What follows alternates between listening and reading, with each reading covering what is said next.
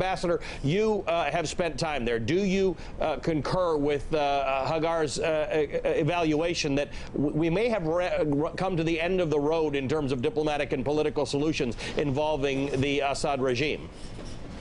I would say we're really at the beginning of the road.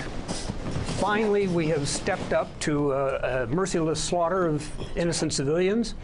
We need to take this forward into a coherent policy, because here's the contradiction. Our action was widely praised around the world, certainly in the Middle East itself by Turkey and Saudi Arabia. They praised us because we finally took action against the regime. Now, if we treat this as a one-off and back up and say, been there, done that, let's get on with the fight against ISIS, they're going to be pretty disappointed. We also run a risk of getting into moral ambiguity.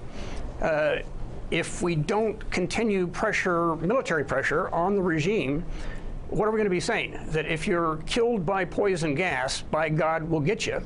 But if you're just killed by garden variety barrel bombs, we won't. Right, which they've been doing.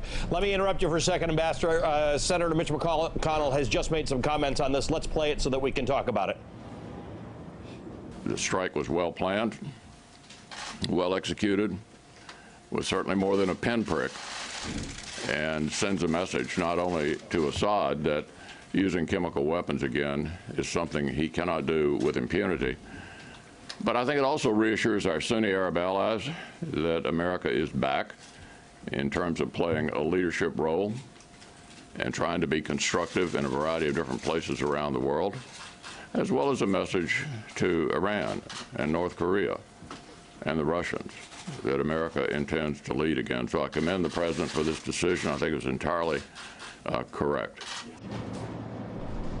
All right, Ambassador, let me just go back to that. You make a very interesting point. We saw that video. There is nobody on earth who couldn't be moved by pictures of people dying after having been poisoned with chemical gas. But the Assad regime started by firing guns into crowds of protesters and then dropping barrel bombs on them. This is a brutal, barbaric regime. How is it that we respond to one thing and then we have a more measured response if he stops using chemical attacks?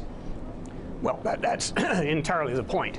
We're not going to get anywhere good if we think that we can snap back, and certain statements from some in the administration suggest that is exactly what we're going to do.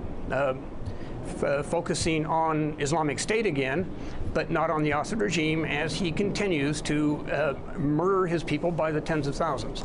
So there's an opportunity here. There's also a challenge if we think we can go back to business as usual.